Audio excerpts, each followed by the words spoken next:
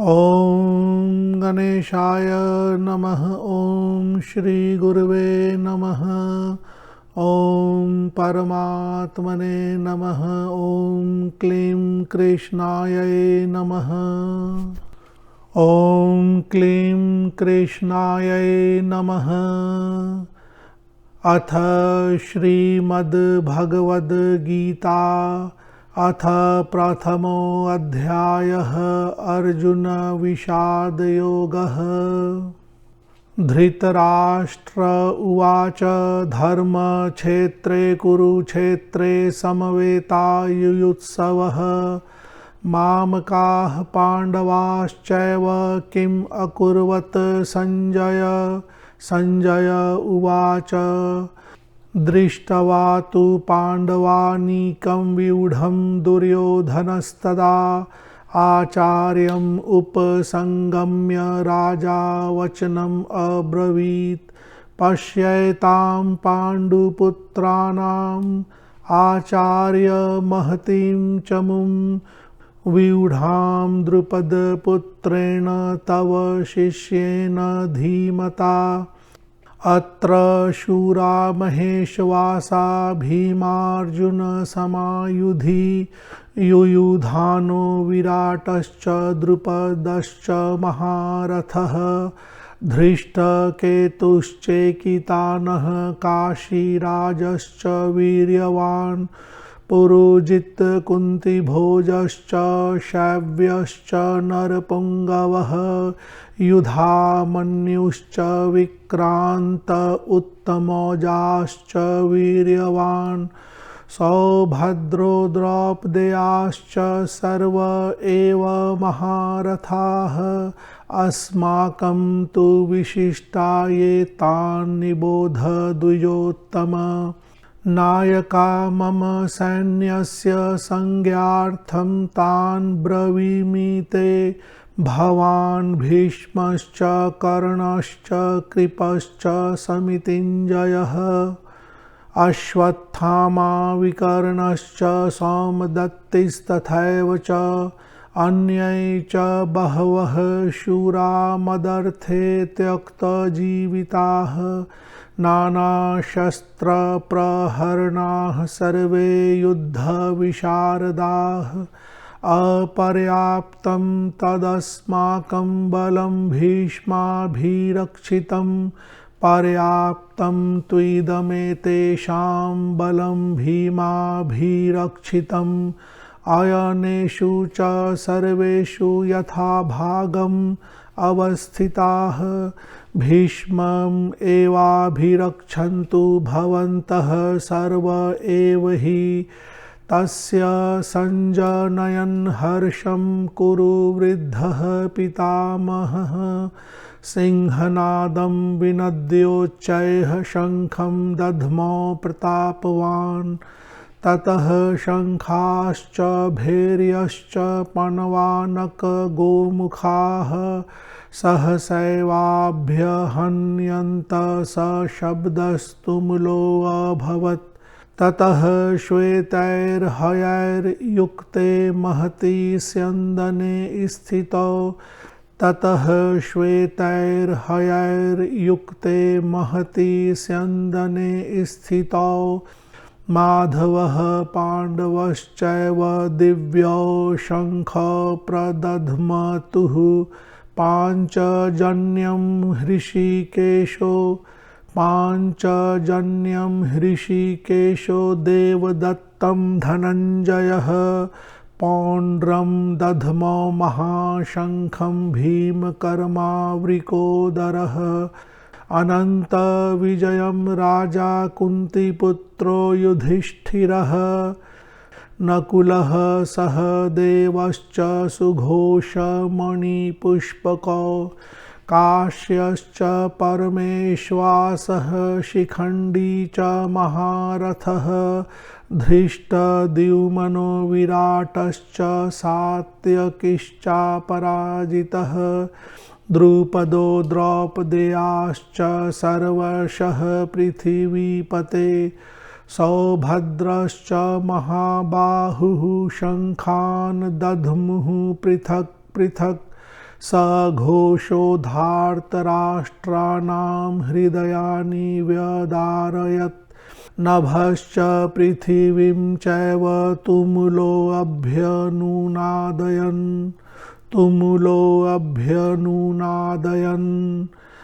अथ व्यवस्थितान् दृष्ट्वा धार्तराष्ट्रान् कपिध्वजः प्रवृत्ते शस्त्रसम्पाते धनुरुद्यम्य पाण्डवः हृषीकेशं तदा वाक्यम् इदमाह महीपते अर्जुन उवाच सेनयोरुभयोर्मध्ये रथम् अस्थाप्य मे अच्युत यावद् एतान्निरीक्षेऽहं योद्धुकामान् अवस्थितान् कैर्मया सह योद्धव्यम् अस्मिन् रणसमुद्यमे योत्स्यमानान् अवेक्षेऽहं य एते अत्र समागताः धार्तराष्ट्रस्य दुर्बुद्धिर्युद्धे प्रियचिकीर्षवः संजय उवाच एवम् उक्तो हृषीकेशो गुडाकेशेन भारत सेनयोरुभयोर्मध्ये स्थापयित्वा रथोत्तमम् भीष्मद्रोणप्रमुखतः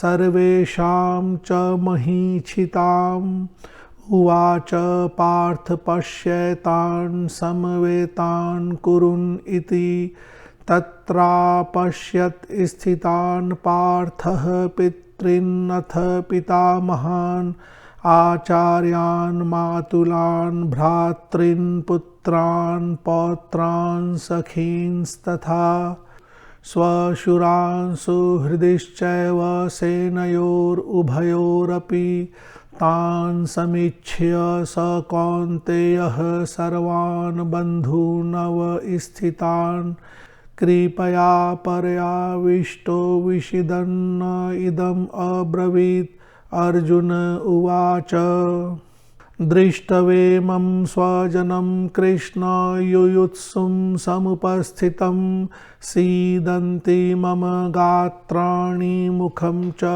परिशुष्यति वेपथुश्च शरीरे मे रोमहर्षश्च जायते गाण्डीवं स्रंसते हस्तात् त्वक् चैव परिदह्यते न च शक्नोम्यवस्थातुं भ्रमतीव च मे मनः न च शक्नोम्यवस्थातुं भ्रमतीव च मे मनः निमित्तानि च पश्यामि विपरीतानि केशव न च श्रेयोऽनुपश्यामि हत्वा स्वजनम् आहवे न काङ्क्षे विजयं कृष्ण न च राज्यं सुखानि च किं नो राज्येन गोविन्द किं भोगैर्जीवितेन वा येषामर्थे काङ्क्षितं नो राज्यं भोगाः सुखानि च त इमे अवस्थिता युद्धे प्राणान् त्यक्त्वा धनानि च आचार्याः पितरः पुत्रास्तथैव च पितामहाः मातुलाः स्वशुराः पौत्राः शयालाः सम्बन्धिनस्तथा एतान्न हन्तुम् इच्छामि घनतोऽपि मधुसूदन अपि त्रैलोक्यराज्यस्य हेतोः किं नु मही कृते निहत्य धार्तराष्ट्रान्नः का प्रीतिः स्याज्जनार्दन पापम् एवाश्रयेद् अस्मान् हत्वैतान् आततायिनः तस्मान्नार्हा वयं हन्तुं धार्तराष्ट्रान् स्वबान्धवान् स्वजनं हि कथं हत्वा सुखिनः स्याम माधव यद्यप्येते न पश्यन्ति लोभोपहतचेतसः कुलक्षयकृतं दोषं मित्रद्रोहे च पातकम् कथं न ज्ञेयम् अस्माभिः पापाद् अस्मान् निवर्तितुं कुलक्षयकृतं दोषं प्रपश्यद्भिर्जनार्दन कुलक्षये प्रणश्यन्ति कुलधर्माः सनातनाः धर्मे नष्टे कुलं कृत्स्नम् अधर्मोऽभिभवत्युत अधर्माभिभवात् कृष्ण प्रदुष्यन्ति कुलस्त्रियः स्त्रीषु दुष्टासु वार्ष्णेय जायते वर्णसङ्करः संकरो नरकायैव कुलघ्नानां कुलस्य च पतन्ति पितरो येषां लुप्तपिण्डोदकक्रियाः दोषैरेतैः कुलघ्नानां वर्णसङ्करकारकैः उत्साद्यन्ते जातिधर्माः कुलधर्माश्च शाश्वताः उत्सन्नकुलधर्माणां मनुष्याणां जनार्दन नरके नियतं वासो भवतीत्यनुशुश्रुम अहो बत महत्पापं कर्तुं व्यवसिता वयं यद् राज्यसुखलोभेन हन्तुं स्वजनम् उद्यताः यदि माम् अप्रतीकारम् अशस्त्रं शस्त्रपाणयः धार्तराष्ट्रारणे हन्युस्तन्मे क्षेमतरं भवेत् संजय उवाच एवम् उक्त्वार्जुनः सङ्ख्यैरथोपस्थ उपाविशत् विसृज्य सशरं चापं शोकसंविघ्नमानसः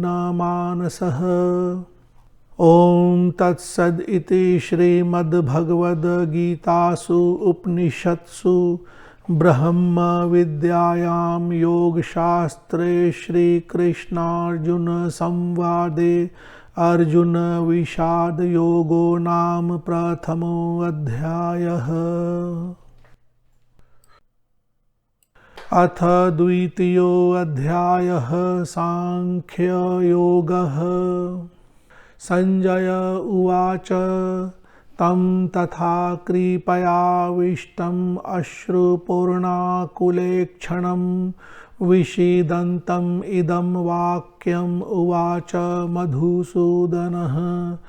श्रीभगवानुवाच कुतस्त्वाकश्मलम् इदं विषमे समुपस्थितम् अनार्यजुष्टम् अस्वर्ग्यम् अकीर्तिकरम् अर्जुन क्लैब्यमास्मगमः पार्थ नैतत्त्वया उपपद्यते नैतत्त्वयुपपद्यते क्षुद्रं हृदय दौर्बल्यं त्यक्त्वोत्तिष्ठ परं तप। अर्जुन उवाच कथं भीष्मम् अहं संख्ये द्रोणं च मधुसूदन इषुभिः प्रतियोत्स्यामि पूजार्हावरिसूदन।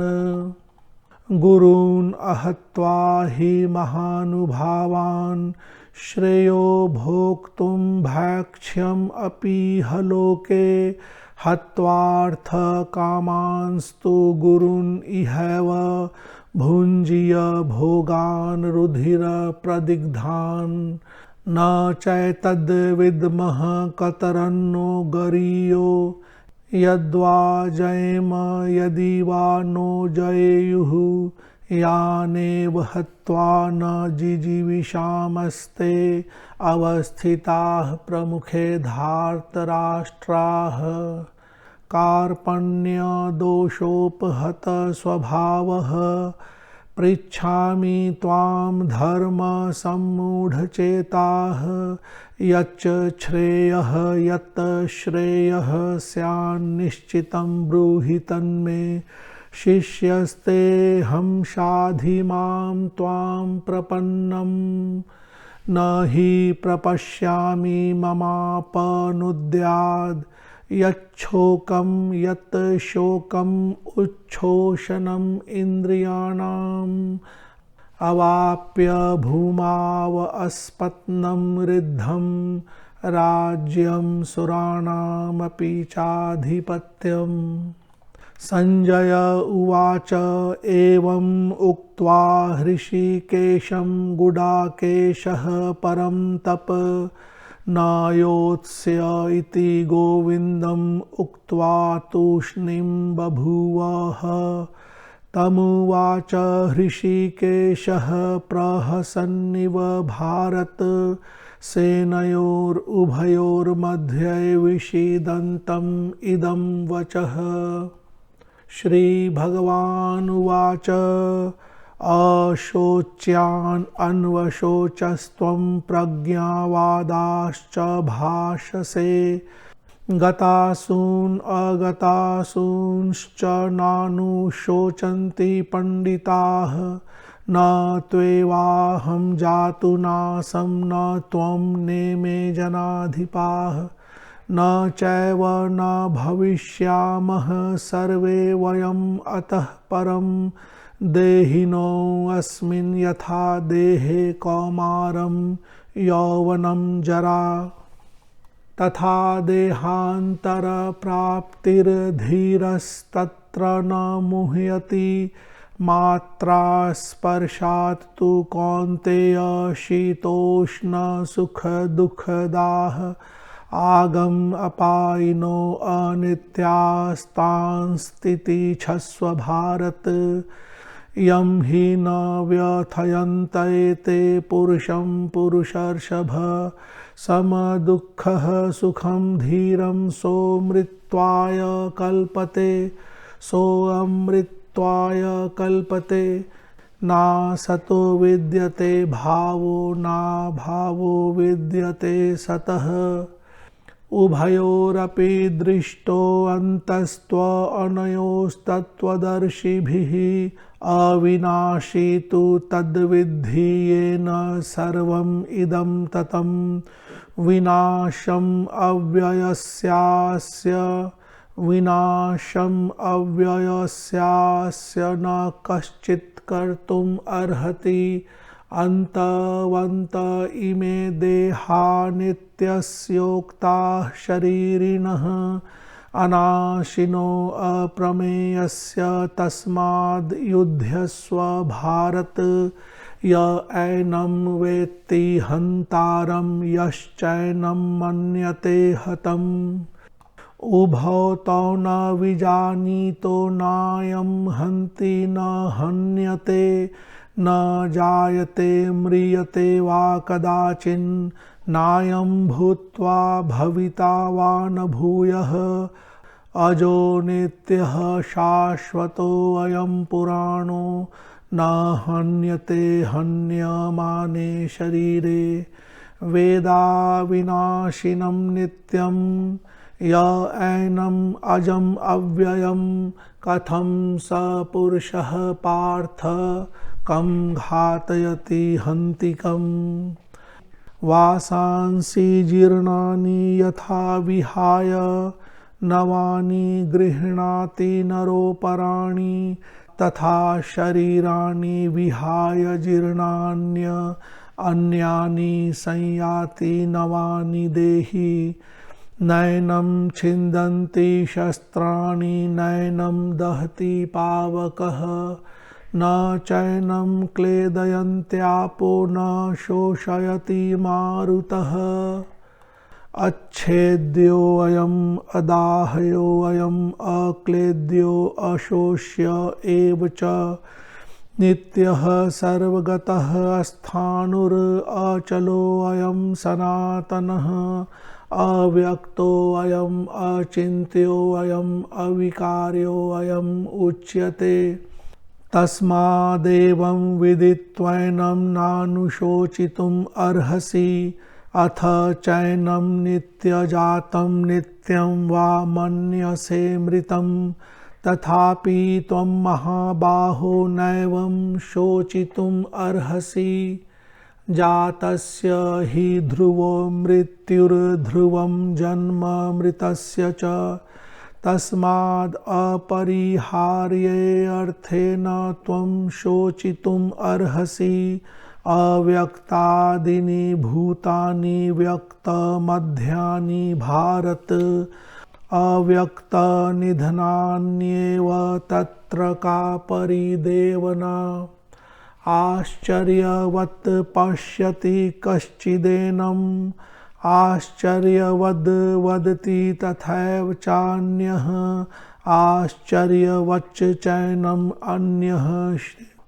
आश्चर्यवच्चैनम् अन्यः शृणोति।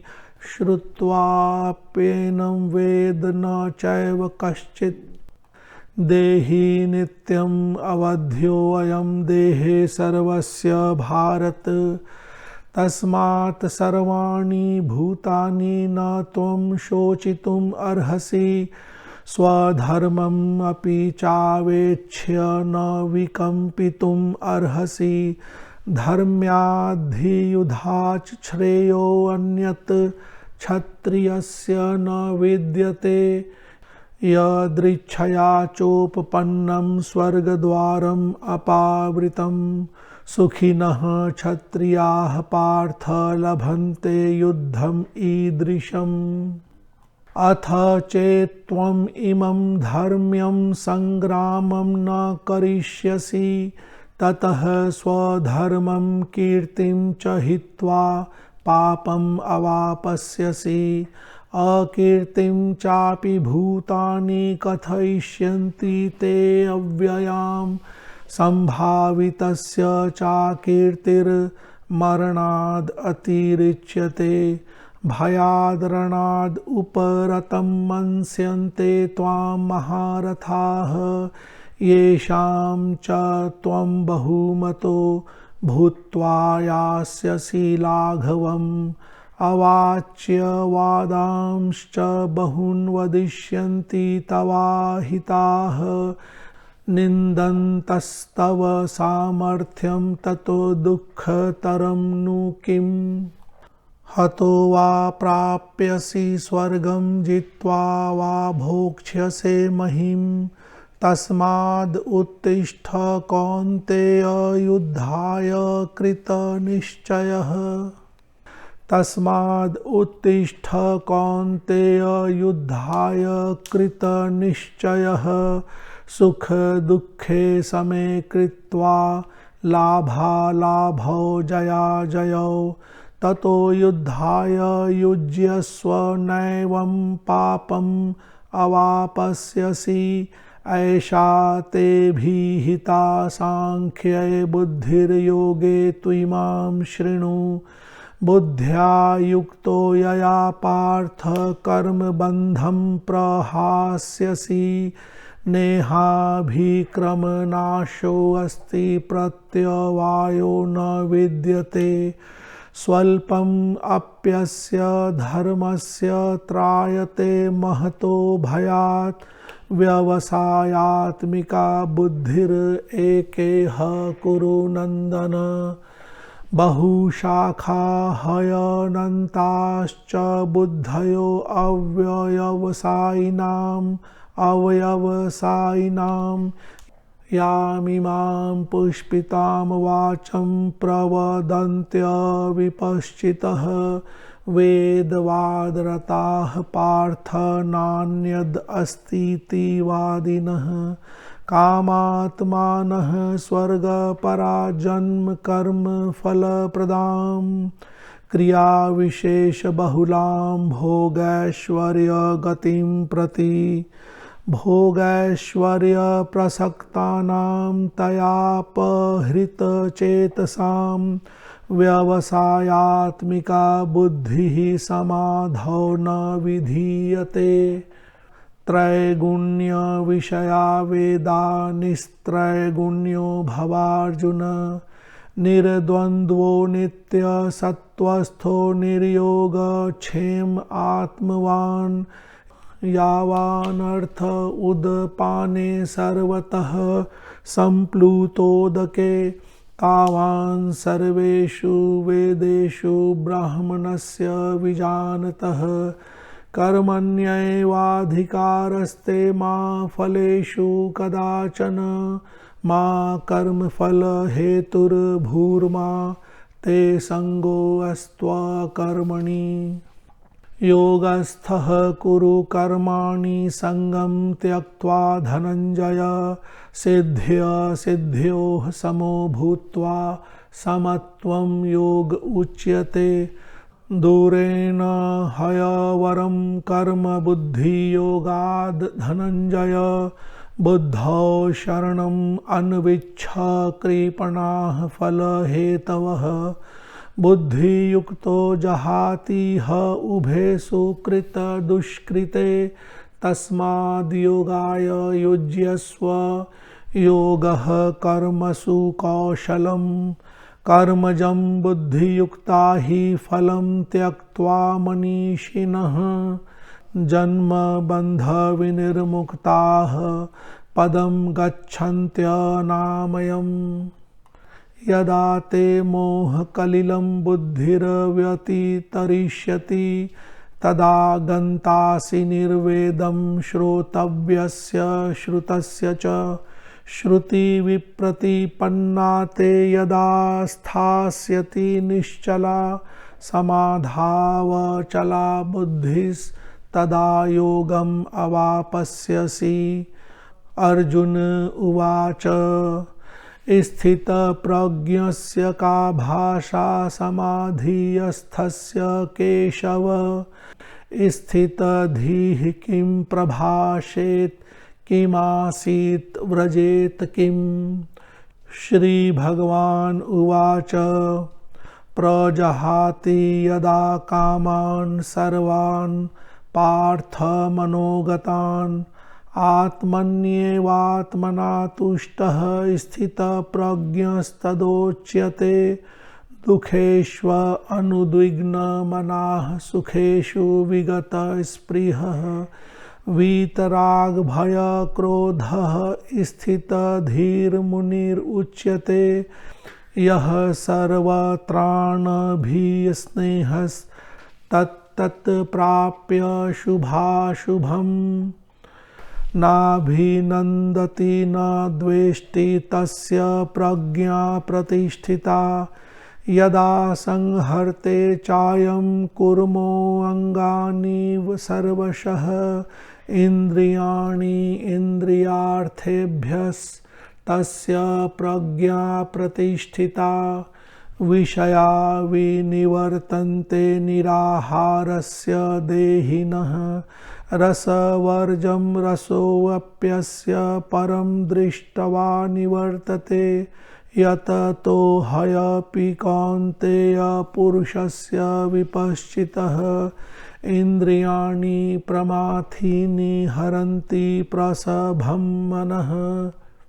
तानि सर्वाणि संयम्य युक्त आसीत् मत्परः तानि सर्वाणि संयम्य युक्त आसीत् मत्परः वशे हि यस्येन्द्रियाणि तस्य प्रज्ञा प्रतिष्ठिता ध्यायतो विषयान् पुंसः सङ्गस्तेषूपजायते संगात् संजायते कामः कामात् क्रोधोऽभिजायते क्रोधाद् भवति सम्मोहः सम्मोहात् स्मृतिविभ्रमः स्मृतिभ्रंशात् बुद्धिनाशो बुद्धिनाशात् प्रणश्यति रागद्वेष विमुक्तैस्तु विषयान् इन्द्रियैश्चरन् आत्मवश्यैर्विधेयात्मा प्रसादम् अधिगच्छति प्रसादे सर्वदुःखानां हानिरस्योपजायते